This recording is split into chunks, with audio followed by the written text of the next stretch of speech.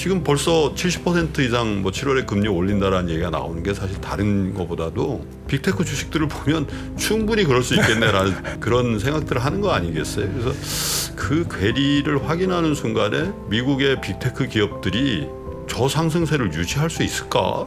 그런 생각이 좀 있거든요. 시가총액 비중으로 따지는 주가지수 산정 방식이 만든 약간의 뭐 착시 현상 이런 거죠 사실. 연준 사람들도 그렇게 생각할 거예요. 이거는 조금 매크로와는 달라. 하지만 신경은 쓰여. 왜냐하면 소비에 영향을 주니까. 이런 정도지 이걸 때려잡기 위해서 뭘 해야 돼. 이런 정도로 생각은 하지 않을 것 같아요.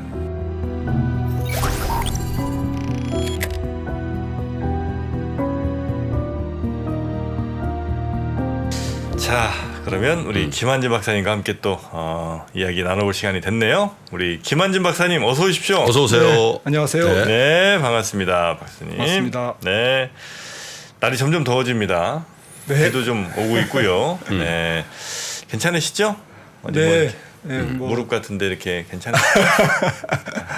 우리나라 사계절이 있어서 감사한 것 같아요. 아유, 맞습니다. 이 변화들, 이 변화에 또 잘 적응해야 네. 투자에서도 성공하는 거 맞습니다. 아니겠습니까? 네. 자, 오늘은 어떤 이야기 좀 해주십니까? 네, 뭐 지난주는 뭐 연준의 금리 인상이 이제 거의 막바지 사이클이니까 7월 26일 날 한 번 더 올릴 가능성은 있지만 뭐 마지막 사이클이라고 보고 네. 금리 인상을 멈췄을 때 그 다음에 이제 하반기죠.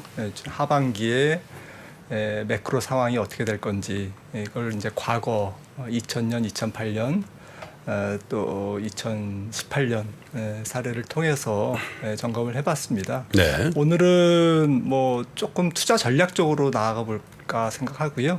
그래서 그런 경기 전망에 따라서 어떤 투자 전략이 우리가 조금 슬기로운 투자 전략일까라는 걸 좀 말씀드릴까 합니다. 네. 자, 그러면 준비하신 자료 보면서 네. 공부해보죠.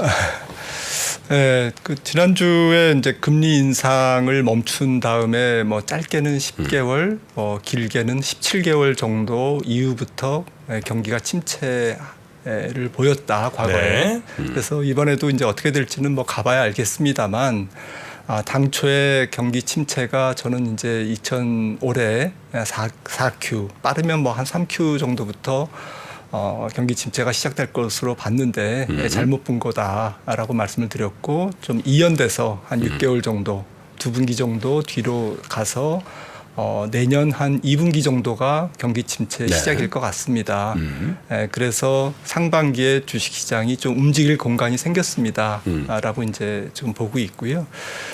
그래서 뭐 지금 표를 한번 보시면 5가지로 정리해봤어요. 네. 하반기 투자 전략을. 하반기 투자 전략 5가지. 경기 전망에 근거해서 뭐 조금 좀 추상적인 얘기라 죄송한데 그래도 한번 보시면 첫 번째는 뭐 누차 말씀드렸듯이 이번 경기는 조금 연착륙이지만 전 세계 경기가 연착륙이지만 그 침체 기간, 그러니까 부진한 기간은 좀 길 거다.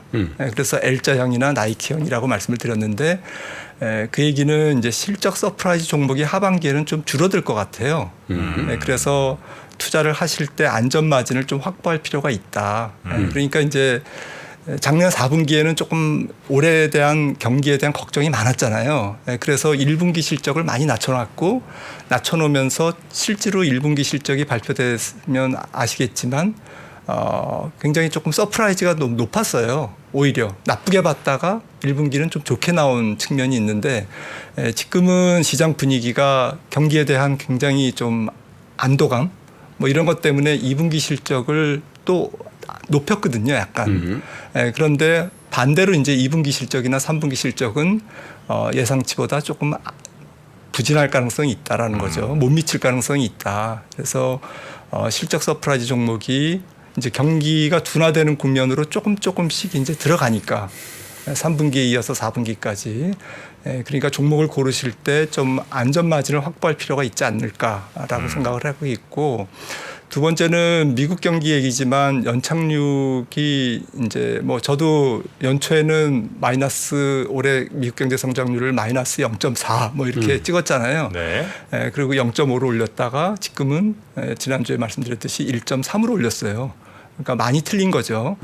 미국 경기가 거의 연착륙. 하지만 잠재 성장률보다는 굉장히 낮고 역사적 평균보다도 낮은 연착륙이 예상되는데 착륙은 착륙이죠. 네. 그런 상태에서 하반기 주가 상승, 상반기의 주가가 이제 이미 많이 올랐기 때문에 이런 연착륙은 반영한 것 같아요. 주식시장이. 그래서 하반기에는 조금 주식 비중을 중립적으로 가져갈 필요성이 있다. 중립이라는 건 뭐예요? 그러니까 뭐 개인들에 따라서 뭐 뒤에서 말씀드리겠지만 뭐 5대 5로 올해는 주식과 안전자산을 한 5대 5로 가져갈 거야. 어떤 사람들은 뭐 7대 3으로 가져갈 거야. 그런데 상반기에 주가가 올라가니까 하반기에는 야 100%로 늘려. 뭐 7대 3에서 그냥 뭐 여기서 돈 벌어야 돼. 하반기에 이제 이렇게 지금 조금 더 공격적으로 준비를 하시려고 하는 이제 그런 분들도 많으실 것 같은데 지금 하반기에 경기 연착륙은 상반기에 주가 상승으로 이미 프라이싱 됐으니까. 그렇죠. 네, 하반기에 그걸 가지고 하반기의 매크로 상황을 가지고 여기서 더 공격적으로 그렇게는 조금 부담이 될 것. 네.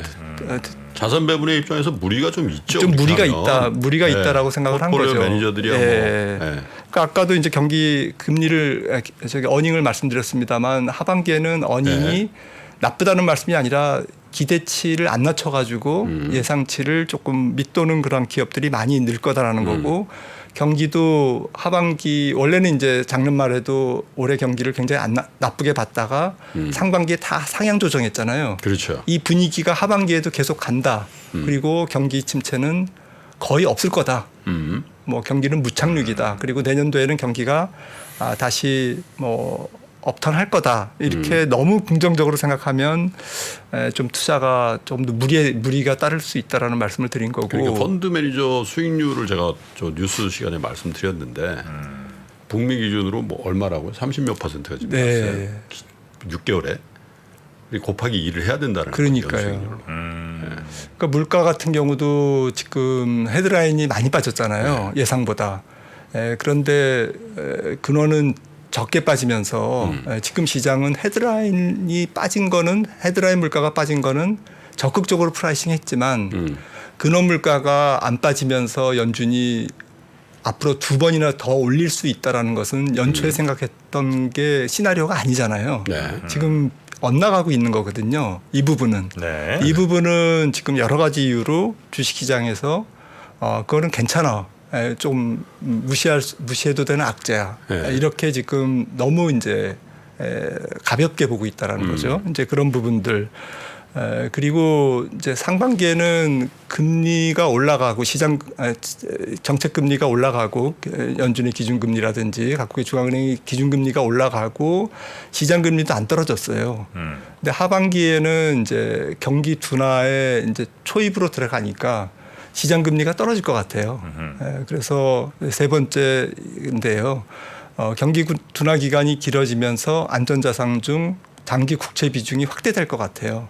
그러니까 기관들도 주식보다는 하반기에는 조금 채권 비중을 늘리려고 할 거라는 거죠. 네. 그래서 전체적인 좀 무게 중심이 국채 쪽으로 조금 쏠리지 않을까. 상반기에는 시장 금리는 조금 고공에서 유지되면서 주가가 올랐는데 하반기에는 금리가 떨어지지만 경기 둔화에 대한 우려가 조금 더 커지면서 약간 살짝 커지면서 주가도 금리 하락에 대한 부분을 호재로 인식하기보다는 약간 부담스럽게 이게 경기가 나빠서 시장 금리가 빠지는구나.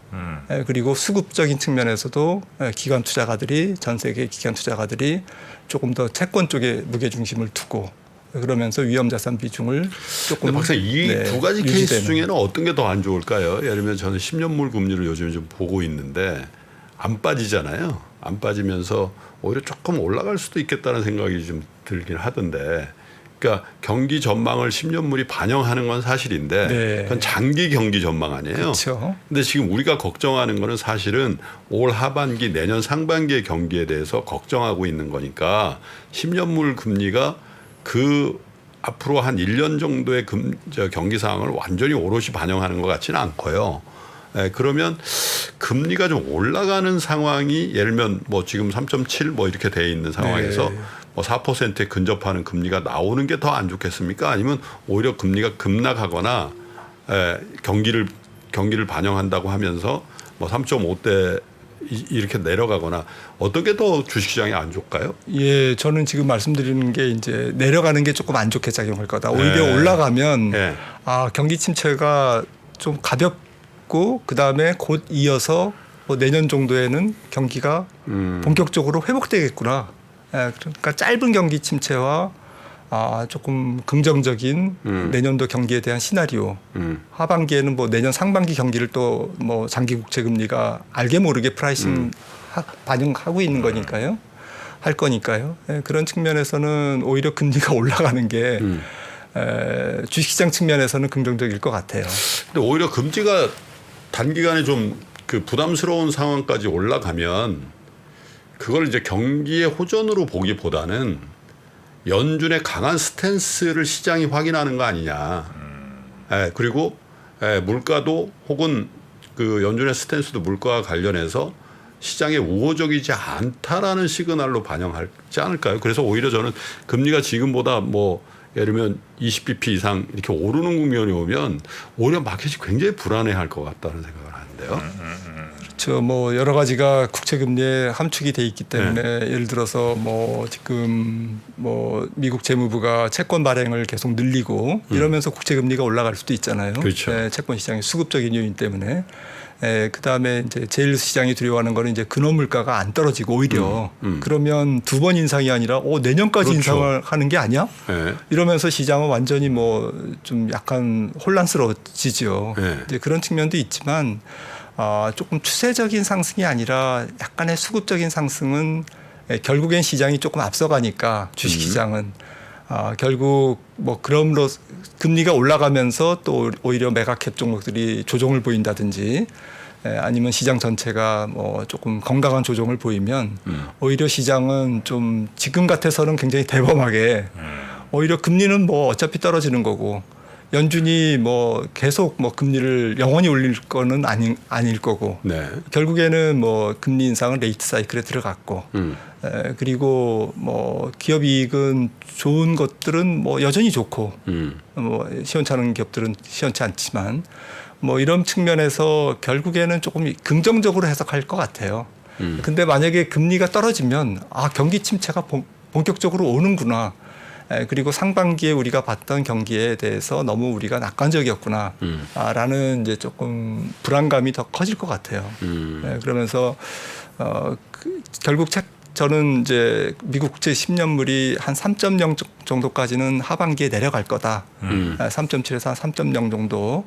그 정도 내려가는 과정에서는 주식시장이 박스권을 유지한다든지 아니면 조금 강하게 상승을 못하는 이제 그런 금리 하락이 경기 침체를 반영하면서 금리 하락에도 불구하고 주가 상승 탄력이 약간 둔화되는 이제 그런 하반기에 이제 주식과 채권의 관계를 조금 설정하고 있고요. 하지만 금리가 또 3% 정도 가면 굉장히 또 주식시장은 다시 또 재상승의 어쨌든 모멘텀을 찾을 것 같아요. 금리는 싸졌고 연준의 금리 인상은 이제 물 건너갔고 이제 그때부터는 이제 금리 인하 쪽에 시장의 시선은 가 있을 거고 뭐 한 내년 3월 정도는 금리 인하가 시작될 것 같은데요.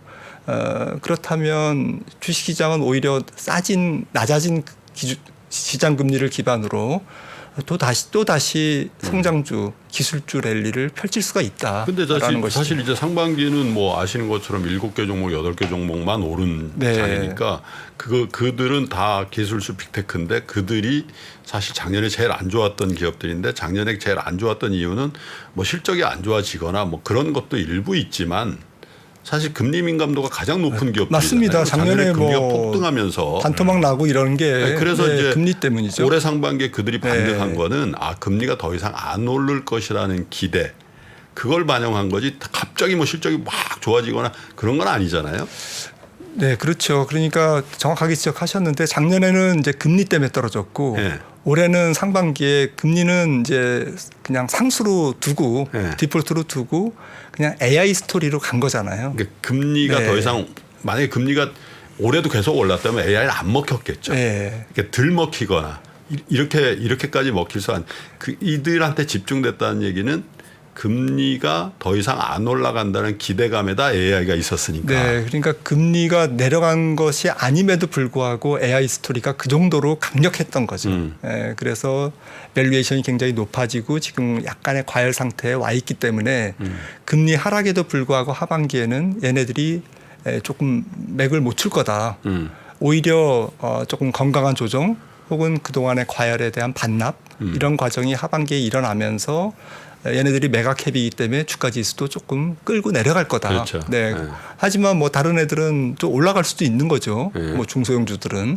네. 그러면서 시장이 조금 밸런스를 맞춰가는 그런 모양이 3분기 장세가 될 거고 그런 우왕좌왕하는 사이에 금리는 낮아지고 연준의 피벗은 조금 더 이제 조금 가까워지고 이제 가을로 갈수록 그러면서 경기에 대한 불확실성은 해소되겠죠. 시장이 싫어하는 경기 이 정도의 감당을 시장은 할 수 있어라는 자신감을 이제 소화시키겠죠. 3분기, 4분기 중. 그러다 보면 주식시장은 내년을 맞이하면서 다시 또 대세 상승으로 네. 추세적인 상승으로 다시 돌아갈 것 같아요. 그러니까 저는 이제 하반기에 박스권 장세 올해 전체적으로 박스권 장세를 봤었는데 네. 지금 제가 보는 박스권 장세의 상단을 뚫었잖아요.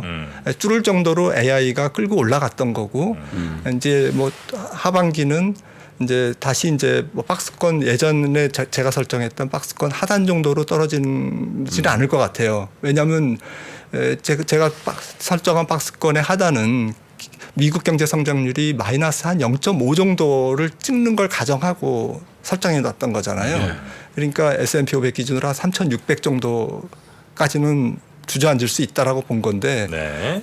근데 1.3%의 미국 경제 성장률이 올해가 찍힌다고 하면 그거는 뭐 연착륙을 넘어선 굉장히 좋은 성장. 평타 치는 거죠, 평타. 평타 플러스 알파인 것 같아. 거의 버디 수준 같아. 그 정도면 3,600까지 가기가 어렵죠. 근데 반대로 1.3%가 나오고 그 상황에서 주가 지수를 보면 그 빅테크 주식들이 전고점을 넘어가는 상황이 됐을 때 연준한테 금리를 뭐 피봇을 요청한다든지 이런 거는 이제 의미가 전혀 없는 상황이 되거니와 그 상태에서 뭐 코어라든지 이런 것들이 더 이상 급하게 빠지지 않는 모습이 나왔을 때 제가 걱정하는 거는 이제 시장의 기대와 연준의 결정이 아직도 괴리가 있는데 가면 갈수록 더 큰 괴리를 보였을 때 지금 벌써 70% 이상 뭐 7월에 금리 올린다라는 얘기가 나오는 게 사실 다른 것보다도 빅테크 주식들을 보면 충분히 그럴 수 있겠네라는 그런 생각들을 하는 거 아니겠어요? 그래서 그 괴리를 확인하는 순간에 미국의 빅테크 기업들이 저 상승세를 유지할 수 있을까? 그런 생각이 좀 있거든요. 네, 저는 그 괴리가 결국에는 뭐 주식시장이 일부 기여했다. 그리고 지금은 사실은 조금 좁혀지고 있잖아요. 지금 피봇 시점도 올해 뭐 가을부터 2번, 그래서 지금 뭐 한 번, 조금 뭐 한 번도 좀 자신 없는 상태. 또 올해 가을부터 2번은 완전히 진짜 완전 동상이몽. 네, 그래서 지금 알게 모르게 좁혀지고 있고요. 거듭 말씀드리지만 주식시장이 지금 메가캡 중심으로 70주가 올라가면서 얘네들이 그러니까 AI 테마가 떴는데 얘네들이 너무 메가캡이야. 그래서 지수가 주책 없이 그냥 폭등한 거예요. 이 현상이 이 70주가 중소형주였으면 아무 문제도 없고 주식시장은 지금 S&P 500은 한 4,100, 200 가 있었을 거예요. 한 4,000에 있었을 거예요. 그러니까 뭐 7개 종목이 이렇게 만든 거죠. 시장을 약간 왜곡시켰다고 그럴까? 그러니까 시가총액 비중으로 따지는 주가지수 산정 방식이 만든 약간의 뭐 착시 현상, 이런 거죠 사실. 그러니까 연준 사람들도 그렇게 생각할 거예요. 이게 지금 S&P 500이 지금 4,300, 4,400 바라보고 있는 거는 이거는 조금 매크로와는 달라. 하지만 신경은 쓰여. 왜냐하면 소비에 영향을 주니까. 이런 정도지 이거를 굉장히 뭐 이걸 때려잡기 위해서 뭘 해야 돼. 이런 정도로 생각은 하지 않을 것 같아요. 오히려 금리에 민감한 종목들만 오르니까 연준의 의사결정에 훨씬 성가실 것 같은데. 그러니까 굉장히 눈에 그렇죠. 눈에 이렇게 가시처럼 걸리죠. 보이죠. 예, 걸리죠. 예. 네.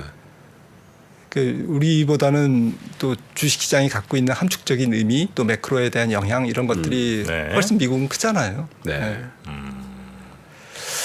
그래서 어쨌든 뭐 네 번째는 경제의 중심 스토리가 기술 혁신에 있다라는 것을 상반기에 선언한 선언적 의미가 있는 것 같아요.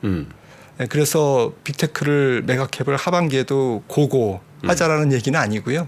저 같으면 조금 PR이 상대적으로 낮은 상반기에 주도했던 종목이 아닌 성장주 쪽으로 조금 어쨌든 뭐 그런 종목이 있는지 없는지는 모르겠는데. 예를 들면 뭐가 있을까요? 그러니까 뭐 약간 시가총액이 커도 네. PR이 조금 낮은네. 네. 예. 애플도 뭐 PR이 그렇게 높은 건 아니잖아요. 예. 돈을 잘 버는 기업들이네요. 예, 그러니까. 알파벳도 그렇고. 네. 예, 그리고 상반기의 경제 중심 스토리가 기술 엔비디아 혁신. 이런 거 말고. 네. 기술 혁신에 있었던 거를 이미 상반기에는 빵 때리는 것 같아요. 전 세계에 선포한 것 같아요. 그러니까 이거는 앞으로 한 3, 4년 갈 것 같아요. 네. 이 테크놀로지의 혁신의 어쨌든 스토리는 갈 것 같은데 문제는 이제 메가캡 기업들은 하반기에 기술적 조정을 이제 보이는 거죠. 보일 가능성이 있고 그래야 또 오래 갑니다. 여기서 그냥 가면 부러지지 않겠어요. 그래서 필수 소비자라든지 PR이 낮은 다른 성장주 그리고 공장을 갖고 있는 기업보다는 팹리스. 결국엔 팹리스 기업들이 지금 득세를 하고 있는 그런 분위기잖아요. 애플 같은 데네요. 네. 그래서 팹리스 기업이라는 쪽, 그러니까 소프트웨어적인 기업들. 소프트웨어적이라야 마진이 올라가잖아요. 높은 마진을 유지할 수 있잖아요. 이제 그런 국내 주식 중에서도 그런 기업들이 하반기에는 괜찮을 것 같아요. 그러니까 애플이라고 말씀드린 게 좀 잘못 말씀드렸나 보네. 그 자기 자체 공장은 안 갖고지만 그래도 공장에서 네. 하드웨어적인 게 그러니까요. 그 말씀은 아니신가 보죠. 네, 자체 공장을 안 갖고 있어도 뭐 디자인 능력이라든지 설계 기술이라든지 이런 걸 기반으로 해서 제조업임에도 불구하고 높은 마진을 유지할 수 있는 뭐 테슬라도 마찬가지죠, 사실은. 네, 공장을 갖고 있지만 자동차 기업이 누릴 수 없는 마진을 지금 거두고 있잖아요. 네, 그러니까 뭐 주가가 이렇게 열광했던 거고. 상반기에 많이 올랐는데 그런 종목들을 뭐 하반기에도 고고하자는 말씀이 아니라 네. 그런 컨셉으로 하반기에도 기술주의 카테고리 안에서 덜 오른 기술주를 좀 찾아 나가자. 우리나라 같으면은 저는 IT 소부장 좋아하거든요, 개인적으로는. 네. 조그만한 기업들. 그리고 지난주에도 말씀드렸지만 긴축에 따른 국가별 경기 격차가 조금 있는 것 같아요. 그래서 미국, 한국, 신흥국 주식시장을 100으로 봤을 때 뭐 투자 비중을 5대 3대 2 정도로. 저는 뭐 50%는 해외 주식 하는 게 좋지 않을까. 해외 주식이라는 게 거의 미국 주식. 미국 주식이죠. 5대 네. 국내 주식 3대 2는 신흥국. 기타 신흥국. 베트남 뭐 이런데. 네. 네. 중국도 있을 수 있고. 중국. 인도. 뭐 네네. 알겠습니다. 한 감사합니다. 페이지 하는데 이렇게 끝났네요. 사실 준비해 주신 게 더 많은데. 그러네요. 역시 뭐 김한진 박사님과 우리 또 김프로님의 역시 연륜에서 묻어나오는 이 수준 높은 대화 즐겁게 봤습니다. 말에 뼈가 있는 것 같습니다. 네, 분발하겠습니다. 네, 고맙습니다. 자, 우리 김한진 박사님 다음 주에 봬요. 고맙습니다. 네, 감사합니다. 감사합니다. 국민들이 일상에서 겪는 부정부패의 폐해가 뼈에 사무친다는 것만 이해를 하시면 됩니다. 청렴한 한 정치인에 대한 확신이 생기면 모든 국민들이 그 사람을 거의 메시아처럼 받아들이게 되는 그 풍토라는 건 이유가 딱 하나입니다. 모두가 썩어 있다라는 현실에 대한 불만이죠.